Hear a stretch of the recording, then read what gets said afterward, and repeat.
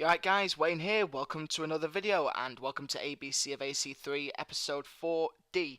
First off, just to give a quick apology to, basically for the fact that I haven't released this episode in a while. It's because I've been updating my computer and everything, and cut long story short, everything's sorted back on schedule, so we're just going to delve right into it. Today for episode D, we're going to be looking at Deathmatch, Decoy, Disguise, and a little bit of Duplicate.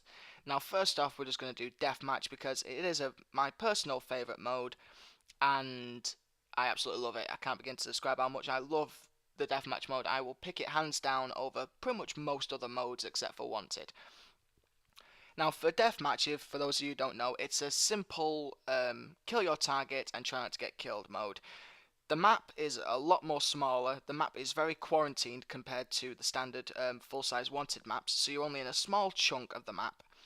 And you have no compass, you have no clear indication on which direction your target is. All you have is two little indicators over the target's picture which light up when either you get close to them or when you're in the line of sight. If they are in your line of sight and you are close to them, the thing lights up like a set of Christmas lights basically.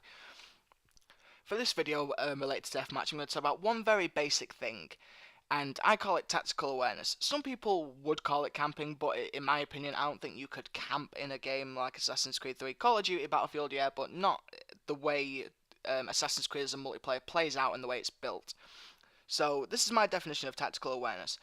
You are in a position on the map where you have a clear line of sight of most of the map and most of the players. So you have exit and entry points to critical points on the map. You have clear lines on all players, whether they are targets or pursuers, at least most of them at some point in time, so you can identify targets and pursuers easily, effectively, and compensate and then deliver your action, whether it be a kill or a stun, accordingly. Now for this one, I'm just going to go through all the maps and point out one or two areas where I personally like to pitch myself when things are getting a bit too hectic, things are getting a little bit too hairy, where I just need to sit back, look at the map, and see what's going on. Right, first off, we have Enemas Core. Now with Enemas Core, I stated this in the A video, I prefer this spot. It's one of my favourite spots, and as you can see, you have a clear line of sight down the long stretch there. And as you can see, my target has just popped up. I have views of the stairs behind me, etc, etc. Now this is a key travel point for most players, so as they cross part here, come out of the blend group, stab them, hidden bonus, and if they're walking slow, it'll be enough time to get to an incognito. Lovely, job done. It's a brilliant spot, and you'll always find me there. Try not to stand here though, because if someone knows you're there, they can flank round and get you a ledge grab, and then you will lose drastically on that one basically. Next, Boston Harbour. Now this one has two. First we have this one. Again, you have a clear line of sight at the square, you have a clear line of sight of the long stretch towards the narrow part of the map. Pursuers walk by, sneak out, there you go, same tactic applies. The second point is here. Now it's basically a mirror opposite of the previous one on this map. Again, clear line of sight. Clear line of sight is key because you have a big field of view of the entire map. You can target characters and NPCs accordingly, like I just did then. Sorry, got a bit of wind.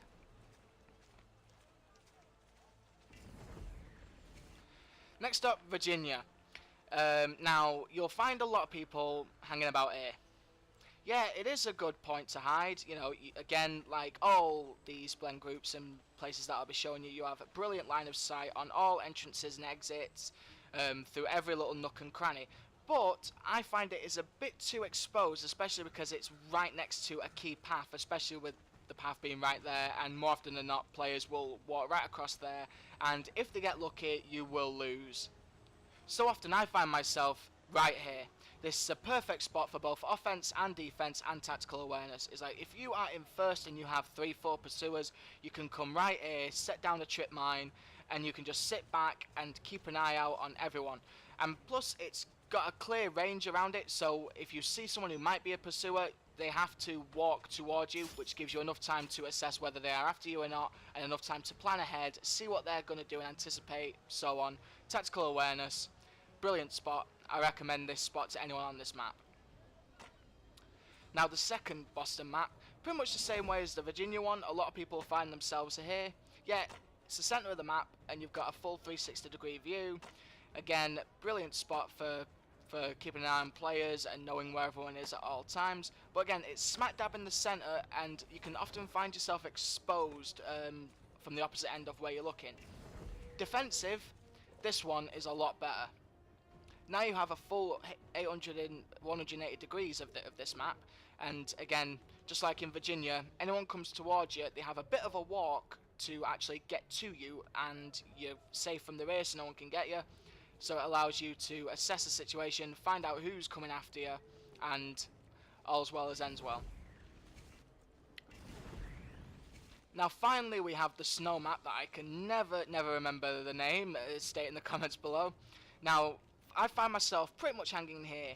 Yeah, it's a bit dangerous hanging about here because it's smack dab in the centre of the map, but the line of sights are really good. You've got clear lines from the left side and then the two right sides, that's up and down. But if you're going to choose to stay here, don't stand where I'm standing now, because a smart person would try and flank round and then drop on your head, and if you don't keep an eye on that ledge, you're in big trouble.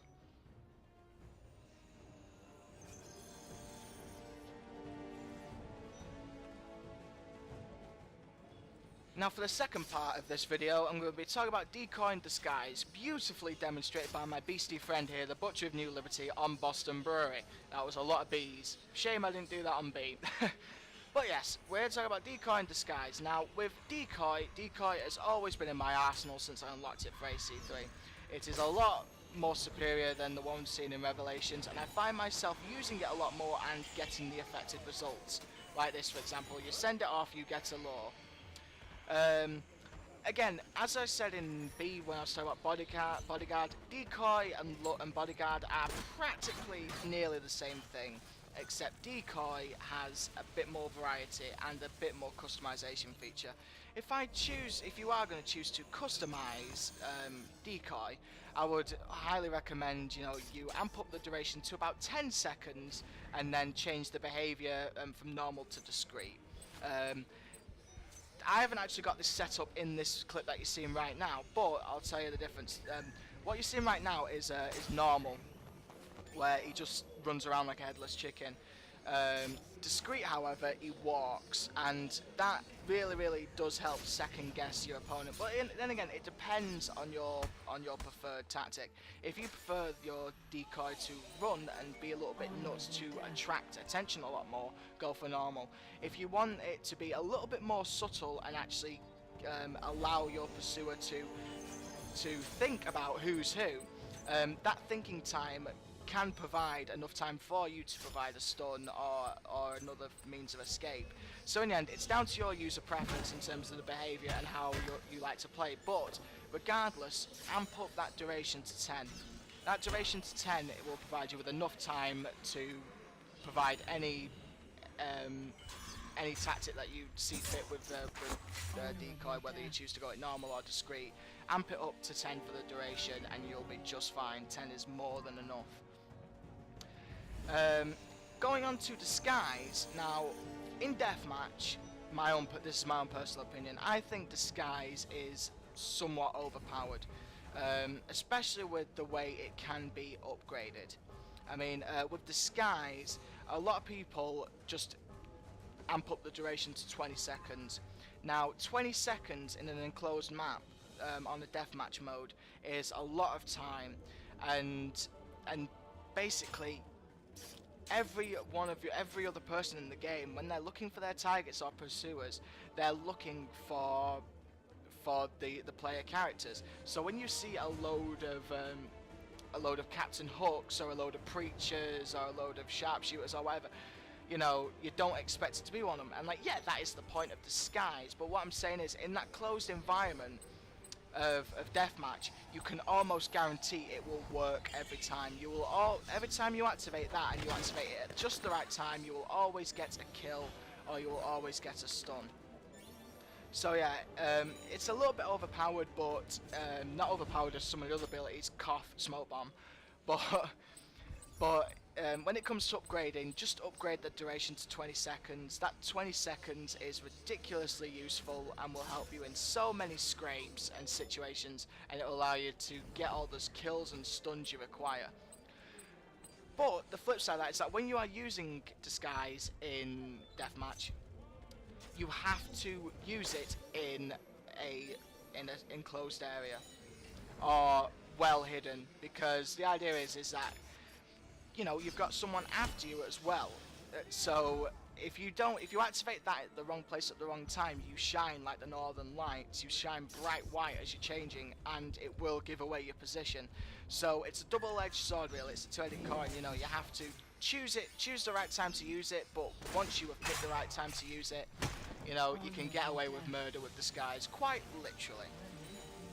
Now, just to finish up, using these two abilities, I will seriously emphasise using Blend, because Blend helps Bodyguard and Decoy, both of those abilities, in the same way. Because if you have a duplicate of you in a Blend group and you activate Decoy, there is I'm not too sure on the percentage, and I don't know if this does this all the time. I've encountered when it doesn't, but there is a very, very high % chance that your Decoy will take over the person that take over your duplicate basically.